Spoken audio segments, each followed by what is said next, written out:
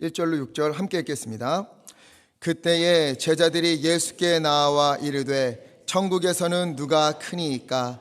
예수께서 한 어린아이를 불러 그들 가운데 세우시고 이르시되 진실로 너희에게 이르노니 너희가 돌이켜 어린아이들과 같이 되지 아니하면 결단코 천국에 들어가지 못하리라.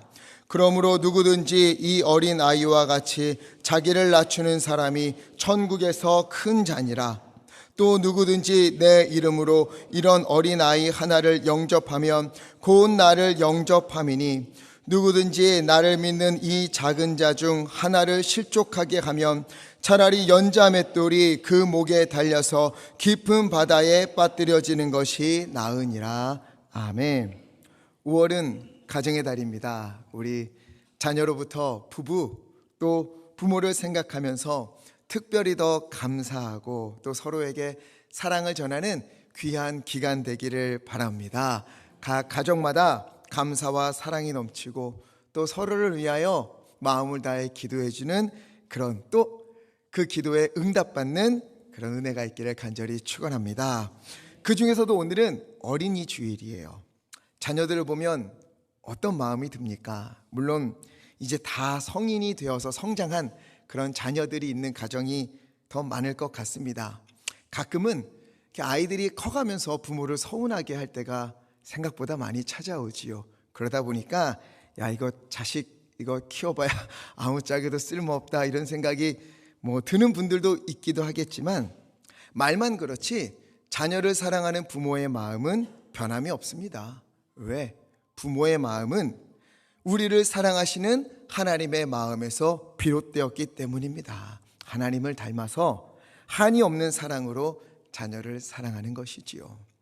1920년 일제강점기로 고통을 받고 있을 때에 당시 그때까지 우리나라에는요 어린이를 어린이라고 부르지를 않았습니다. 뭐라고 불렀는가 하면 아시는 분들도 있겠지만 아해, 얼라, 어린 놈, 그 중에서도 가장 많이 부른 단어가 뭐냐면 좀 발음이 좀 그렇긴 하지만 애새끼 이런 단어들로 많이 불렀다고 해요. 그만큼 어린이들이요 무시받고 보호받지 못하는 그런 환경이었어요. 그러던 중에 사진 보여주시면 방종환 선생님이 이를 안타까워하면서 1921년 아이들을 가리켜 어린이라고 부르자 하는 대대적인 운동을 펼쳤습니다.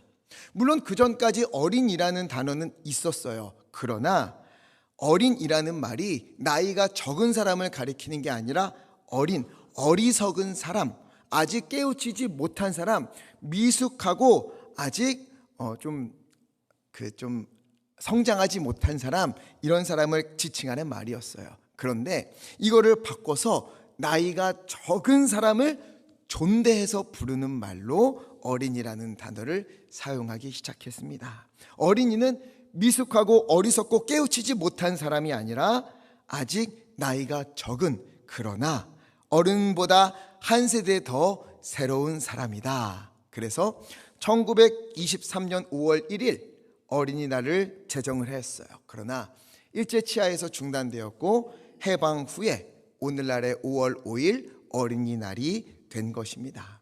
어린이날이 있기 전까지는 아이들은 홀대받고 무시당하고 억압받는, 업신여김을 받는 그런 존재였는데 그 이후로 이제 인식이 많이 바뀌었지요. 근데 좀 너무 많이 바뀐 것 같기도 합니다. 요즘은 아이들이 상전이 된 세상이 되고 만 것 같기도 하지만 어쨌든 어린이들에 대한 인식이 과거에는 좋지 않았었고 이것은 우리나라만의 일은 아니었어요. 세계 곳곳이 그랬고 예수님 당시에는 더욱 심각했습니다. 예수님이 계시던 그때에는요 아이가 태어났는데 남자아이면 그냥 두고 여자아이면 부모 마음껏 부모 재량대로 버리거나 죽일 수 있었어요. 여자아이를 버리거나 죽이는 것이 법적으로 아무런 문제가 되지 않는 그런 시대였습니다. 왜? 자녀가 부모의 소유물로 취급되었기 때문에. 그래서 사람의 수를 셀 때 누구 빼요? 여자와 어린아이를 빼고 셌어요. 제자들도 이를 당연하게 여겼습니다. 어린아이가 예수님께 가까이 오려고 하면 제자들 어떻게 하지요? 마가복음 10장 13절 말씀 보니까 어딜 감히 너희가 예수님한테 와, 어린 것들이 어디, 어이 썩 저리 가, 이렇게 하면서 예수님 앞에 다가오지 못하게 막아섰습니다. 이건 당시에는 지극히 당연한 일이었어요. 그런데 오늘 예수님은요, 그런 어린 아이 가운데 한 아이를 제자들 가운데 세우시는 거예요. 그리고 너희는 바로 이 어린아이와 같아야만 한다, 이렇게 말씀을 하십니다. 왜 그러셨을까? 무엇 때문에 예수님은 힘없고 연약하고 사람 취급받지 못하던 어린아이를 제자들 가운데 세우시고 너희가 어린아이와 같아야만 한다, 이렇게 말씀하셨던 것일까요? 오늘 본문 1절을 보니까 이렇게 되어 있어요. 제자들이 예수님께 와서 질문을 하는 장면으로 시작합니다. 주님, 천국에서는 누가 큰 자입니까? 지금 제자들은요, 어떤 사람이 진정한 주님의 제자인가, 어떤 사람이 천국에서 하나님께 인정받는 사람일까, 이런 자격을 묻는 게 아니에요. 마가복음 9장 34절을 보니까는요, 이는 길에서 서로 누가 크냐 하고 쟁론하였습니다. 지금 제자들 사이에 다툼이 있었어요. 어떤 다툼인가? 이제 예수님께서 예루살렘으로 가셔서 왕이 되실 텐데, 그러면 예수님이 왕이 되니까 그 다음은 우리 중에 누가 차지하게 될까? 우리 중에 누가 예수님 다음으로 높은 사람이 될까? 누가 우의정이 되고 누가 좌의정이 될까? 그러면서 다들 내가 될 거야, 나야, 나밖에 없어, 이러면서 서로 논쟁하고 말다툼하고 난리가 난 거예요. 그러다가 예수님께 물었습니다. 답을 요청합니다. 예수님, 우리 중에 누가 큰 자입니까? 우리 중에 누가 예수님 다음입니까? 그래서 예수님이요, 너희들 큰 사람이 되고 싶으냐? 너희들 힘 있는 자가 되고 싶으냐? 높은 사람이 되고 싶으냐? 그리고는 2절 말씀에 작은 어린아이 하나를 부릅니다. 아이야, 이리 와보렴. 그리고 그 아이를 제자들 가운데 세우셨어요. 힘없고 연약한 어린아이를 제자들 한가운데 세우신 이후에 이렇게 말씀하십니다. 3절 함께 읽겠습니다. 시작. 이르시되 진실로 너희에게 이르노니 되지 아니하면 결단코 천국에 들어가지 못하리라. 아멘. 하나님 나라에서 누가 더 높은 자리를 차지할까, 누가 더 큰 사람이 될까 논쟁하는 제자들에게 예수님은요, 천국에서 하나님의 나라에서 누가 높고 누가 크냐, 너희들 이게 아니야. 지금 너희가 이런 걸 논할 지금 상황이 아니야. 너희는 지금 어린아이와 같이 되지 아니하면 너희는 아예 천국에, 하나님 나라에 들어올 수도 없어. 충격적인 말씀을 들려주셨습니다. 자, 그러면 여기서 어린아이와 같아야 한다, 이게 무슨 말일까요?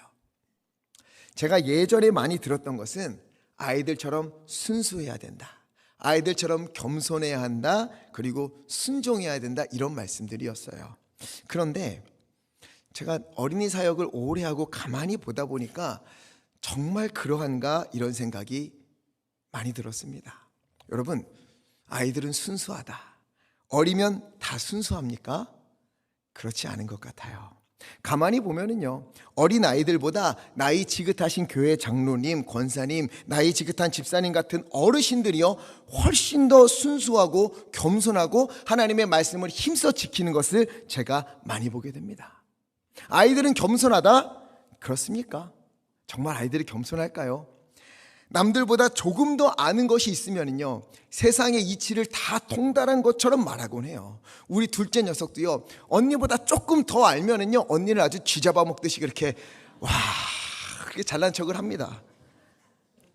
또 무언가 물어보잖아요, 애들이. 그럴 때 어른들은 모르는 척 해주지요. 모르는 척하면 아이가 신나서 이야기하니까 일부러 틀려주고, 그러면 나중에는요 어떻게 하는 줄 아세요?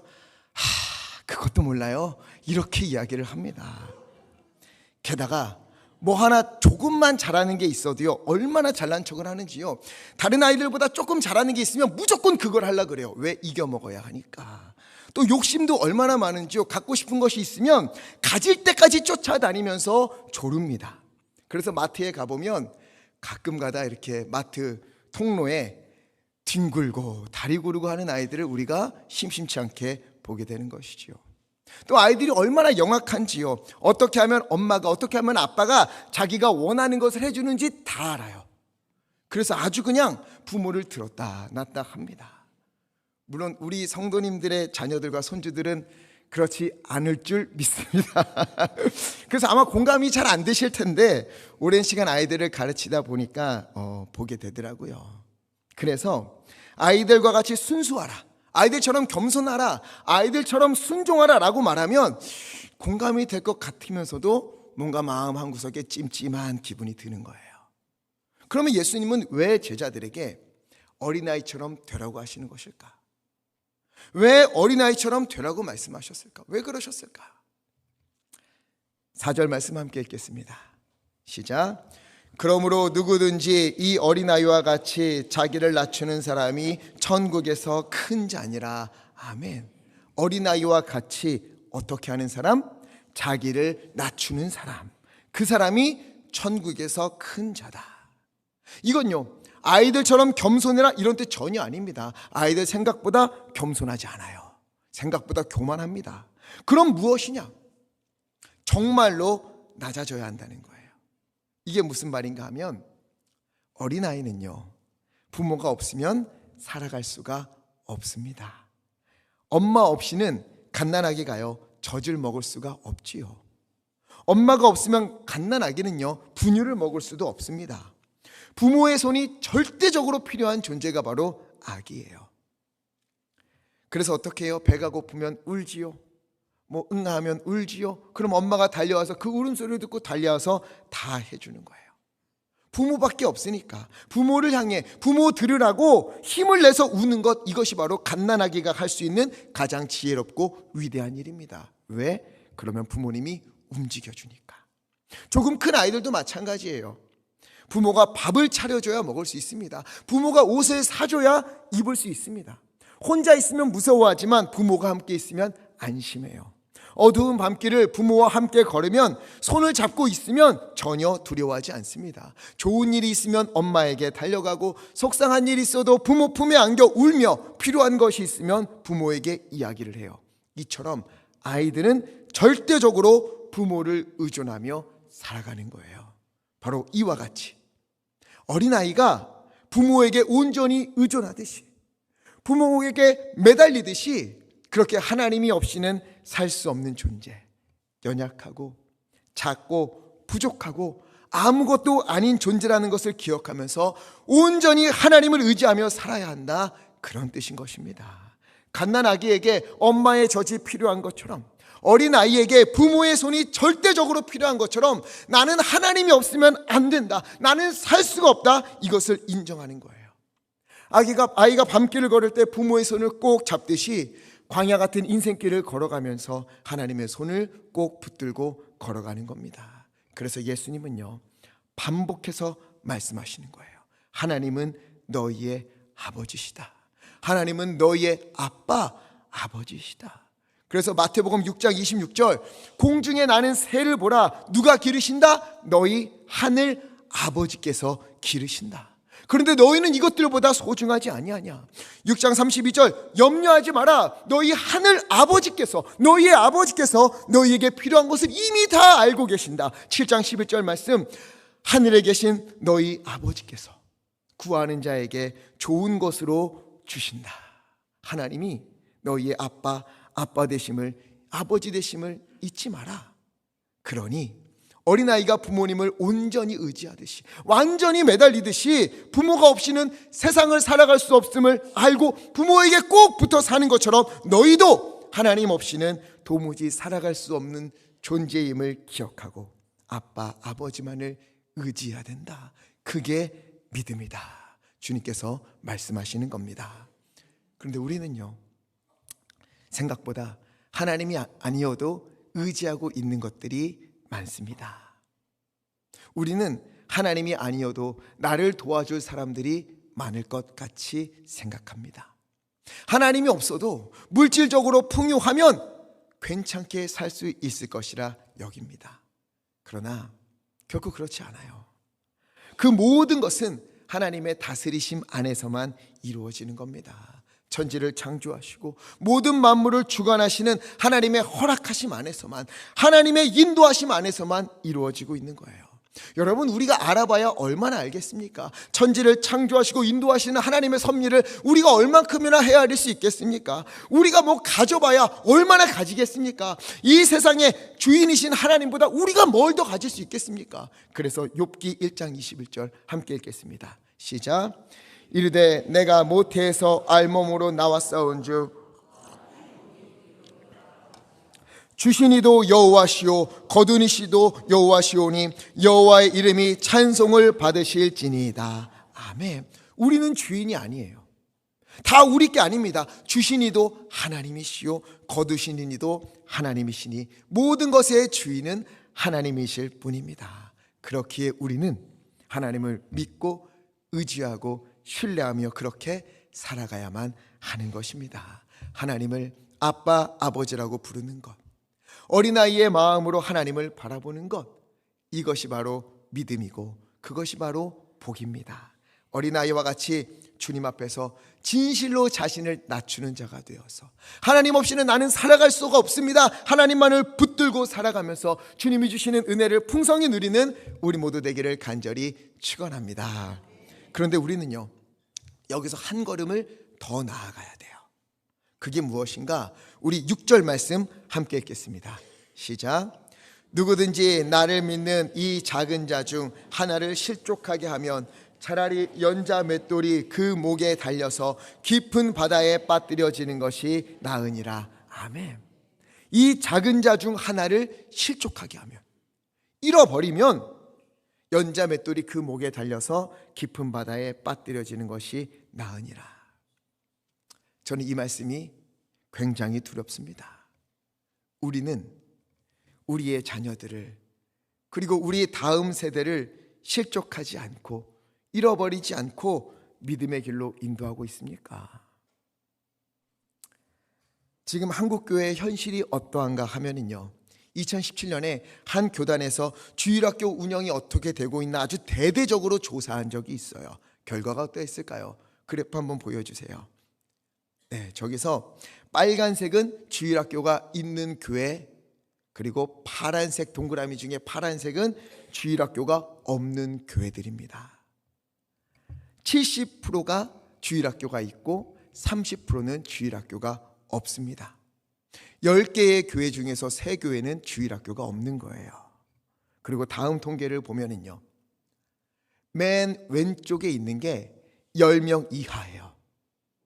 70%의 주일학교가 운영되고 있는 한국교회의 70% 중에, 그 중에 70%는요 어린아이들이 10명 이하입니다. 저기에는 1명, 2명 있는 교회들이 태반이에요. 1명, 2명은 대부분 목회자 자녀들이지요. 교육부서가 제대로 세워진 것이 많지 않아요. 이건 2017년에 대대적으로 이루어진 거고, 2022년에 좀 소규모로 조사한 서치에 의하면 이제는 거의 절반 가까이로 주일학교가 없는 교회가 늘어났다고 합니다. 이것이 우리 한국교회의 현실이에요. 이것은요, 이러다가 나중에 교회 없어지는 거 아닌가, 이런 문제가 아니에요. 교회의 존속의 문제가 아니라 정말 심각한 것은 우리가 자녀들, 그리고 다음 세대를 실족하고 있다는 것, 이것이 우리의 가장 큰 문제입니다. 말씀이 전해지지 못하는 거예요. 믿음이 전해지지 못하고 있는 거예요. 우리가 다음 세대를 잃어버리고 있습니다. 예수님은요, 작은 자 중 하나라도 잃어버리면 연자맷돌이 목에 메어서 깊은 바다에 빠뜨려지는 것이 낫다라고 무서울 정도로 우리에게 말씀하시는데, 그렇게 우리에게 믿음을 전해줄 책임을 부여하셨는데 한국교회는요, 이 사명을 감당하지 못하고 있습니다. 그 이유가 무엇일까? 뭐 여러 가지 이유를 대겠지요. 인구가 줄고 있으니 당연한 결과 아니겠는가? 그런데요, 초등학교 아이들 중 태반이 복음을 들어본 적도 없대요. 우리 아이들 반 친구들 중에 하나님, 예수님을 들어본 적도 없는 친구들이 많대요. 이게 현실입니다. 또 주일학교를 운영할 형편이 안 된다, 교사가 없다, 아이들이 학원 다니느라 바빠서 교회를 안 온다. 물론 교회들마다 사정은 있겠지요. 그러나 이후 주님 앞에 가서도 똑같은 핑계를 우리가 댈 수 있을까요? 저는 그래서 어린이 주일인 오늘 어느 때보다 예수님의 이 말씀이 가슴을 찌르고 들어옵니다. 누가복음 23장 28절 함께 읽겠습니다. 시작. 예수께서 돌이켜 그들을 향하여 이르시되 나를 위하여 울지 말고 너희와 너희 자녀를 위하여 울라. 아멘. 이건요, 예수님이 십자가를 지고 골고다를 오르실 때에 예수님을 믿고 사랑하던 여인들이 가슴을 치며 울면서 예수님을 따라오고 있었어요. 그들을 향해 예수님이 말씀하신 거예요. 나를 위하여 울지 마라. 너희와 너희 자녀를 위하여 울라. 지금 너희는 나를 위하여 울 때가 아니야. 나 때문에 가슴 아파할 때가 아니야. 너희의 자신과 너희의 자녀를 위해서 울 때야. 울며 불며 기도하며 매달릴 때야. 주님이 말씀하신 겁니다. 지금 우리는요, 우리 자녀들 그리고 우리 다음 세대를 위하여 울며 기도해야 합니다. 믿음을 잃어버린, 믿음의 길에서 벗어난, 생명의 길을 놓쳐버린 그들의 삶을 붙잡고 그들이 믿음의 길을 회복할 수 있도록 눈물로 기도해야 될 때인 것입니다. 물론 우리 교회는요, 그래도 교육부서가 힘을 다해서 기도하고 또 섬기고 있기 때문에 그래도 희망이 보여요. 그렇게 여러분 더욱 힘써 우리 교회의 자녀들을 위하여, 그들을 양육하는 교사들과 교육자들을 위해서 힘써 중보 기도해 주시기를 바랍니다. 더불어 이 땅의 자녀들, 다음 세대를 위하여 그들이 갓난아기가 부모 없이는 살아갈 수 없는 것처럼 하나님 없이는 살 수 없음을 깨닫고 주께 돌아올 수 있도록 기도해 주시기를 바랍니다. 그런데 이보다 더 시급한 것, 지금 이 자리에 있는 우리 성도님들 안타깝게도 자녀들이 믿음 생활에서 벗어나 있는 자녀들 많을 것 같아요. 자녀들을 구원해달라고 눈물로 기도하는 분들이 많은 줄 알고 있습니다. 그래서 기도하고 또 기도하는데 왜 이처럼 응답이 없는가? 때때로 마음이 무너질 때도 있을 것 같아요. 힘을 내십시오. 포기하지 마십시오. 지치지 마십시오. 오히려 그때 더 힘을 내어 기도해 주시기를 바랍니다. 모니카라고 하는 여인이 있어요. 사진 한번 보여주세요. 이 여인은 아들을 위해서 날마다 기도했습니다. 그러나 그런 어머니의 마음을 알지 못하고 그 아들은요, 허랑방탕하게 세월을 보냈어요. 17살에는 잘 알지 못하는 여인과 동거를 하고 어머니의 바람과는 다르게 마니교라는 이단에 빠져서 심취하기도 했어요. 하나님과는 동떨어진 삶을 살았습니다. 그러니 어머니 모니카의 마음이 어떠했겠어요? 너희 자녀를 위하여 울라. 이 말씀 붙들고 울고 또 울며 아들을 위해 기도했어요. 그렇게 30여 년이 흘렀을 때, 30년의 시간이 지났을 때 그 아들이요, 어느 날 길을 걷는데 담벼락에서 소리가 들려왔어요. 집어들고 읽어라. 무슨 소리지? 잘못 들었나? 또 소리가 들리는 거예요. 집어들고 읽어라. 이게 뭔가 고민하다가 혹시나 성경책을 이야기하는가 하고 그냥 성경책을 찾아서 펼쳐봤대요. 아무데나 펼쳐봤대요. 그랬더니 눈에 들어오는 말씀이 로마서 13장 13절과 14절 말씀이었다고 합니다. 방탕하거나 술 취하지 말며 음란하거나 호색하지 말며 다투거나 시기하지 말고 오직 주 예수 그리스도로 옷 입고 정욕을 위하여 육신의 일을 도모하지 말라. 그때 이 구절을 읽을 때 그 말씀들이요, 막 자기의 삶과 자기의 마음을 찌르고 들어오는 거예요. 지나온 방탕한 세월이 모든 것이 죄였구나, 그것을 철저하게 깨달았습니다. 분명 이전에도 알고 있었던 말씀인데 그날 그 말씀이 그의 영혼을 뒤흔들어 놓은 거예요. 결국 그는 그 자리에서 엎드려서 무릎을 꿇고 회개하고 또 회개했어요. 그렇게 긴 방황을 마치고 믿음의 길로 돌아왔는데 그 사람이 누구인가? 사진 보여주세요. 바로 어거스틴입니다. 초대 교회에서 중세 교회사로 넘어가는 길목에 등장한 가장 위대한 신학자요 목회자이며 사상가인 어거스틴이에요. 신학을 완성시킨 사람이라고까지 불리우는 역사적인 인물입니다. 그는 고백록이라는 책에서 자신이 회심하게 된 이유에 대해서 이렇게 기록합니다. 내가 믿음으로 돌아오게 된 것은 어머니의 기도 때문입니다. 하나님이여, 제가 하나님 아버지의 아들이 될 수 있었던 것은 하나님 아버지께서 이런 어머니를 제게 주셨기 때문입니다. 여러분, 이런 어머니, 이런 아버지가 되어주시기를 바랍니다. 30년이 넘게 아들을 위해서 울며 눈물로 기도한 어머니, 물론 낙심되는 날도 많았지요. 10년이 넘도록 매일같이 기도하다가 아무 응답이 없어 안타까운 심정으로 교회에 가서 그 교회 목회자인 암브로시우스에게 물었어요. 제가 아무리 눈물을 흘리고 기도해도 내 아들은 돌아오지 않습니다. 어찌하면 좋습니까? 그때 암브로시우스가 이렇게 이야기했습니다. 낙심하지 마십시오. 눈물로 기도한 자식은 망하는 법이 없습니다. 그래서 포기하지 않고 또 하나님께 매달렸대요.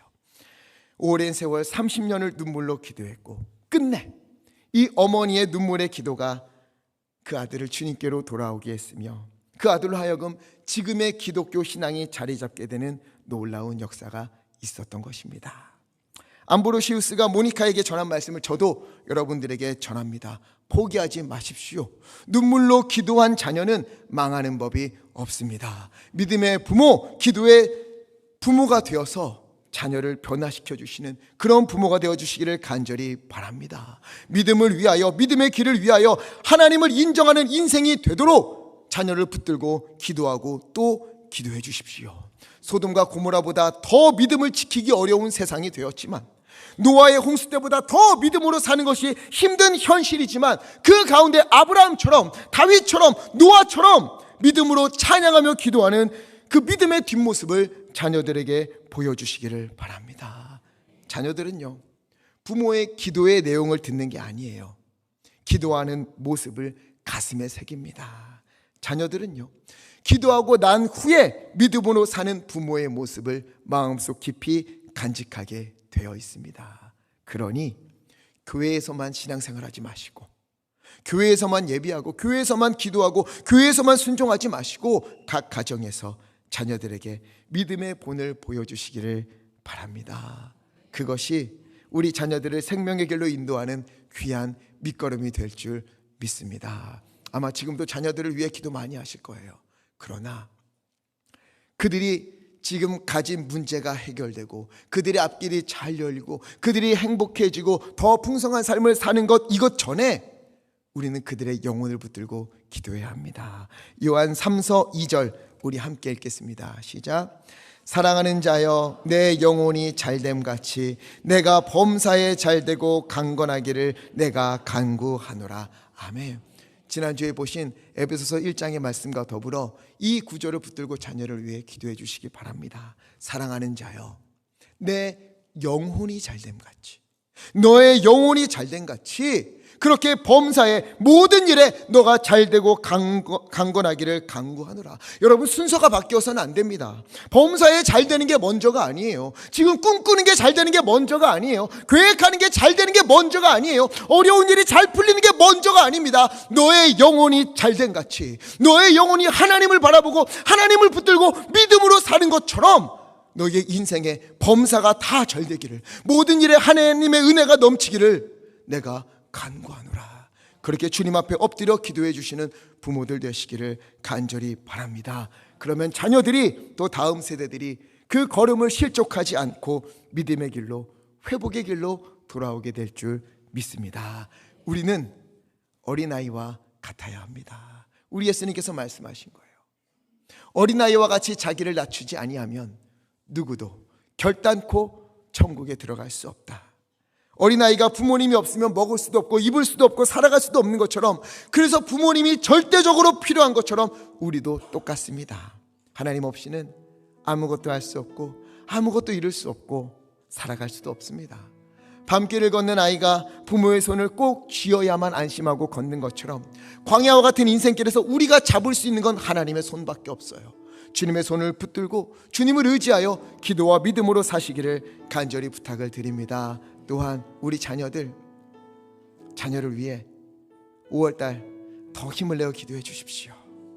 우리 자녀들이 믿음의 길에서 실족되지 않도록, 그 길에서 벗어나지 않도록, 하나님을 놓치고 살지 않도록 기도해 주십시오. 다음 세대를 위해서 기도해 주십시오. 눈물로 울며 기도해 주시기를 바랍니다. 그들에게 복음이 전해지고 믿음이 회복될 수 있도록, 주님 없이는 도무지 살 수 없는 존재라는 것을 깨달을 수 있도록, 그들이 하나님을 붙잡을 수 있도록 기도해 주십시오.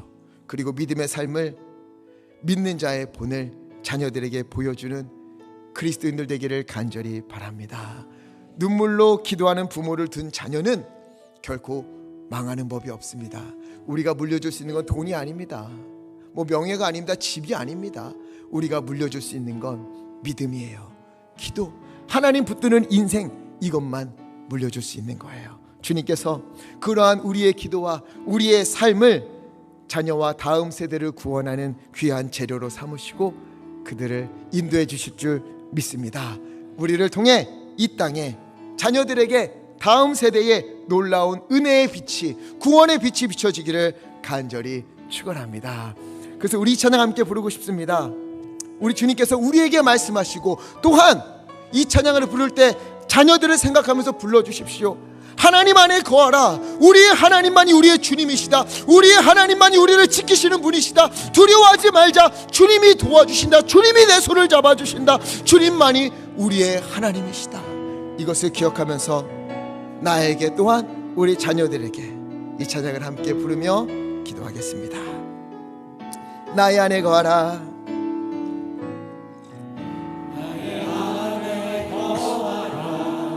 나는 내 하나님이, 아멘. 모든 환난 가운데 너를 지키는 자라. 두려워하지 말라. 내가 널 도와주리니. 놀라지 말라. 내 손 잡아주리라. 나의 안에 거하라. 나의 안에 거하라. 나는 내 하나님이니. 모든 환난 가운데 너를 지키는 자라. 두려워하지 말라. 내가 널 아멘, 아멘. 놀라지 말라. 내 손 잡아주리라. 내가 너를 지명하여, 내가 너를 지명하여 불렀나니 너는 내 것이라멘. 내 것이라. 너의 하나님이라. 내가 너를 보배롭고 존귀하게 여기노라. 너를 사랑하는 내 영혼. 내가 너를 지명하여, 내가 너를 지명하여 불렀나니 너는 내 것이라며. 내 것이라. 너의 하나님이라. 내가 너를 보배롭고 존귀하게 여기노라. 너를 사랑하는 내 여호와라. 우리 시간 함께 기도하기 원합니다. 우리 기도할 때에 하나님, 내가 어린아이와 같이 진실로 어린아이가 부모님이 없으면 못 사는 것처럼 하나님, 나 역시 하나님이 없으면 살지 못하는 자임을 기억하며 이 땅을 걸어가게 하여 주옵소서. 하나님, 나의 욕심의 눈이 너무나 커지고 나의 마음이 하나님 너무나 나약하여서 세상을 바라보고 다른 것을 의지할 때가 얼마나 많은지 모릅니다. 성령님은 나의 마음을 주장하여 주시사 오직 주님으로만 살게 하여 주시옵소서. 또 하나님, 우리 자녀를 위하여, 우리 다음 세대를 위하여 기도하옵나니 하나님의 오직 주님만을 바라보고 믿음을 회복할 수 있도록 믿음의 길을 걷게 해달라고 우리 성령님의 도우심을 간구하며 주여 힘차게 해주시고 합심하여 함께 기도하겠습니다. 주여,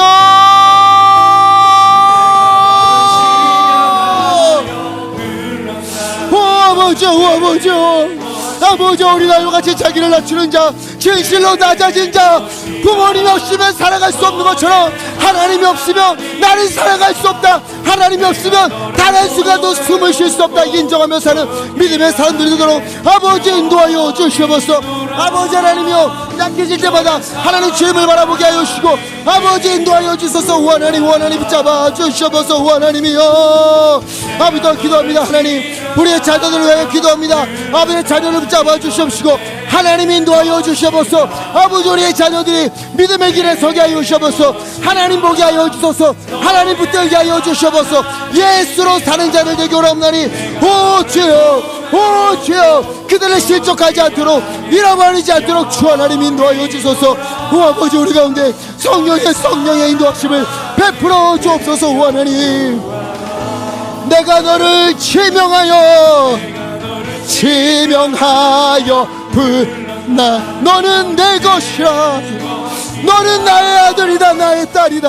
아버지 너의 하나님이라. 내가 너를 보배롭고 존귀하게 여기노라. 너를 사랑하는 내 여호와라. 하나님 아버지 어린아이가 부모 없이는 살 수 없듯이 우리 역시 하나님이 없이는 단 한순간도 살아갈 수 없는 연약한 존재임을 고백합니다. 주여 우리를 먹이시고 우리를 입히시고 우리를 인도하여 주옵소서. 우리와 동행하여 주옵소서. 또한 하나님 이 시간 자녀들을 위하여 기도합니다. 하나님 이 자리에 있는 우리 성도님들 그 자녀들이 주님을 인정하고 주님을 믿고 주님 앞에 서기 원합니다. 주여 주님을 믿어야 합니다. 주님밖에 없음을 알아야 합니다. 주님께서 말씀하신 대로 우리가 자녀를 위하여 울며 기도하겠으니 포기하지 않고 기도하고 또 기도하겠으니 하나님이 우리 자녀들의 마음을 만져 주시옵시고 믿음으로 서게 하여 주시옵소서. 모니카의 끈질긴 기도로 어거스틴이 돌아온 것처럼 눈물로 기도하는 우리 성도님들의 기도를 들으사 그 자녀들에게 생명의 길을 열어 주옵소서. 주님 응답하여 주옵소서. 또한 하나님 오늘 주님의 은혜에 감사하여 이 예물을 주님 앞에 올려드립니다. 11조와 감사 예물 또 여러 제목의 헌금으로 강단의 꽃과 주님의 뜻을 따라 성미로 주님 앞에 올려드립니다. 주님 기뻐 받아 주옵소서. 하늘의 창을 여시어 우리 성도님들에게 필요한 모든 것을 다 아시오니 주께서 풍성하게 넉넉하게 쏟아부어 주옵소서. 우리 가운데 하나님의 은혜가 넘쳐나게 하여 주시옵시고 각 가정마다 믿음 안에서 기쁨과 하나님이여 그 안에 풍성함이 넘치는 은혜가 있도록 하나님 굽어 살펴 주옵소서. 우리 주 예수 그리스도 이름으로 간절히 기도하옵나이다. 아멘.